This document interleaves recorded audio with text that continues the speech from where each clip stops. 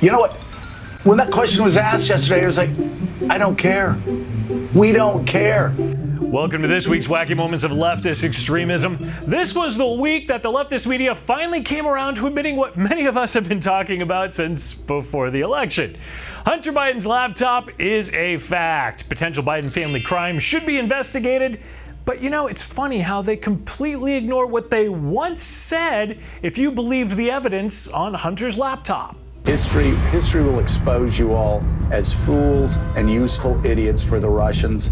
It's for 4 years now.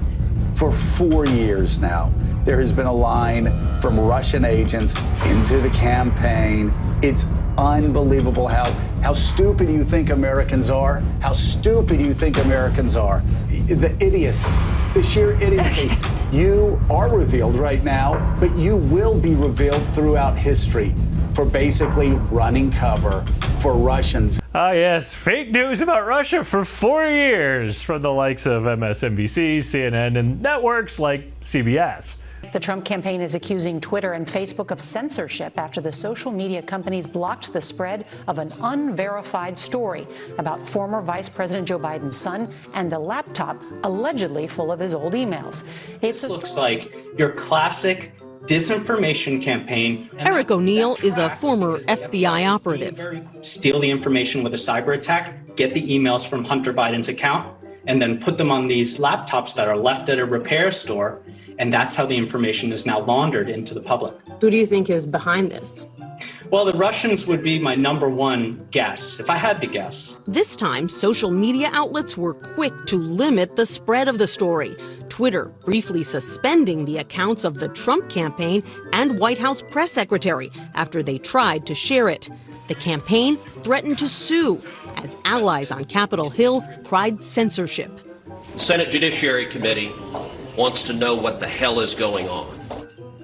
Then and now, the goal of these incidents appears to be the same, to cast a cloud over the frontrunner in the closing weeks of the campaign. No casting needed. They carried their own dark clouds around with them. And the leftist media always carries the water that spouts from the Democratic downpours. Except now they can't deny the leak in the bucket that they were once holding. Right, CBS? Multiple sources tell CBS News that the federal investigation into Hunter Biden's business practices is broader than previously known.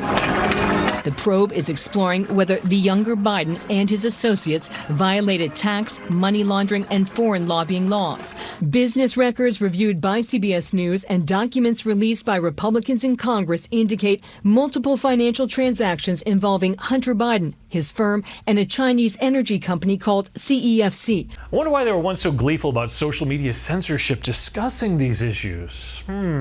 History will expose you all as fools and useful idiots. Yeah, even recent history shows Scarborough will perform broadcast gymnastics in order to protect precious lefties. Just a few days ago, he said... I will say, though, Mika, and I've tried very hard not to bring politics into this at all over the past several weeks. I've been trumpeting the bipartisanship, but just following up on what Noah said there, I'm not going to name any names because actually I don't even dignify their remarks, but there are some Republican senators out there that are trying to turn this into a political hit job against Joe Biden and are pushing him to do things that would trigger World War III. So when Biden escalates tensions of war this week by saying, "For God's sake, this man cannot remain in power." You know, I don't think the GOP forced him to say that. So it's time for a Scarborough Flip. President Biden is clarifying those unscripted remarks he made at the end of his Warsaw speech on Saturday that Vladimir Putin cannot remain in power. Peppered with questions by reporters, the president said he makes no apologies for his remarks. But you're not concerned that he may see your language and view that as a sign of a reason for escalation, use that as an excuse to escalate, given his recent behavior? Given his recent behavior, you should, excuse me, I shouldn't say that to you. Given his recent behavior, people should understand that he is going to do what he thinks he should do, period. He's not affected by anybody else, including, unfortunately, apparently his own advisors. This is a guy who goes to the beat of his own drummer. And the idea that he is going to do something outrageous because I called him for what he was and what he's doing, I think is just not rational.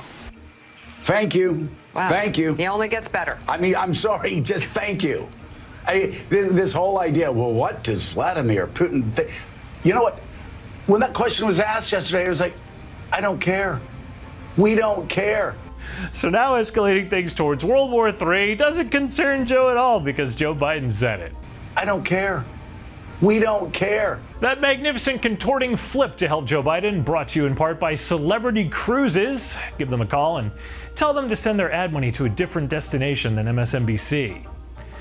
Biden calling for, but not calling for regime change in Russia. Yeah, sure, that works.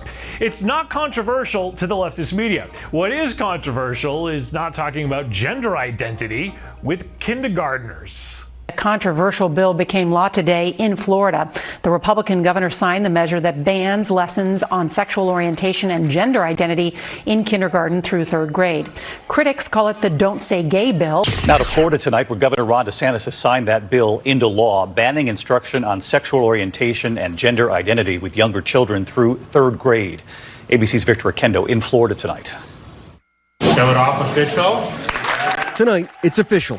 Florida's controversial Don't Say Gay bill, as it's known by critics, signed into law by Governor Ron DeSantis. Florida, the governor today signed a contentious bill that restricts teaching about gender identity and sexuality in elementary schools, and more states are pursuing similar laws.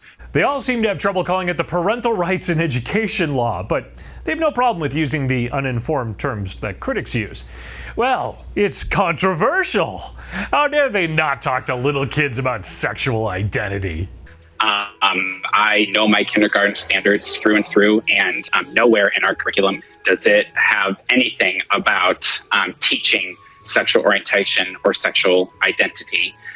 So for them to say that's happening, it's kind of crazy. But we should be able to have discussions, and that's what we're encouraged to do in kindergarten. And then personally, because my kids do have questions. They want to know who my partner is in pictures outside of my classroom, and I should be able to speak to that. Really? No, you don't need to share your sex life with third graders. Even if they ask you, you're the adult, you can manage the conversation. Professionally, it truly makes me feel like I am not trusted as a professional. Many of us have said that this country's founding fathers would be disturbed by the legal discussions that we have in America today. But over at MSNBC, they say, why do we really give those founding fathers credit for anything in this country? Are we forgetting that they were, for the most part, similar-aged white male landowners? To heck with those guys, huh? What did they know, founding a nation and creating a republic? I'm Eric Scheiner from MRCTV, asking you to visit the MRC Store, shop for some great gear there. Please visit MRCTV.org for the latest of blogs, videos, entertainment, and information. And be sure to like, share, and subscribe on the places that let you see these videos. We'll be back next week with another look at leftist media madness.